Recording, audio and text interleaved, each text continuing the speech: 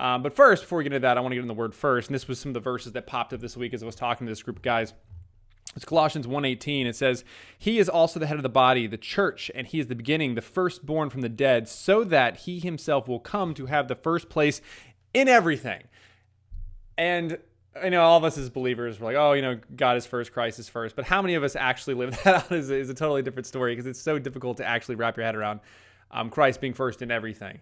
And it's something we should always strive for. But one thing that stuck out to me was that at the very beginning of this, where it says that he is the head of the body, the church. First, like God is first. That's it. It's not a pastor. It's not a priest.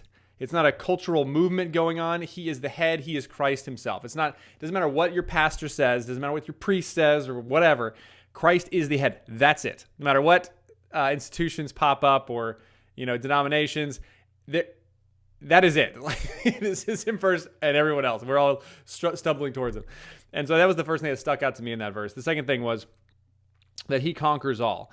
And yes, like he conquers every situation. He conquered death itself. So when people come to you with these like persuasive arguments, maybe, that does sound like a terrible situation. Am I going to bend my morality around that? That's a terrible situation we can empathize with, but is that going to change reality or my perspective? Like, no, he has conquered all. Like, yeah, that sounds pathetic, but no. The word of God is true. I don't care how sweet it sounds to indulge someone's delusions, or maybe we should legalize this because this one unfortunate situation happened.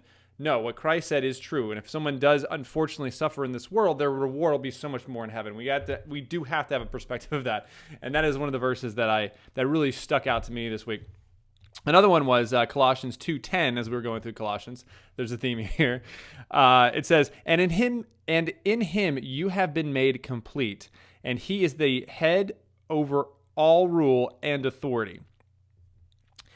He completes us. And like I said before, like that is something it's a constant theme in Colossians especially. But he can comfort you no matter if you are standing alone. Like he is the one that's going to complete us, not having any type of affirmation on Twitter or Facebook or in class when you don't speak up or whatever. Yes, it is difficult to stand alone, but he alone is going to complete you, not compromising here or there. Like it is going to be found in him. And he is the leader. He is the reason. He is the logic. He is the rule over everything. The reason things are true are because of him. And we need to have that perspective. There's that also the motif of him being the head of everything, which is like the mind, the reason, how you can logically work your way through these different situations as people, throw out these narratives or throw out these scripts, and you need to go off screen. But wait, I know this is not true. I know this is what they're telling me, but these situations and the evidence presented does not line up with the story they're telling me. And God gave us reason. He's the head. He is the one that gives us this, so we can navigate these difficulties as people lie or twist the truth.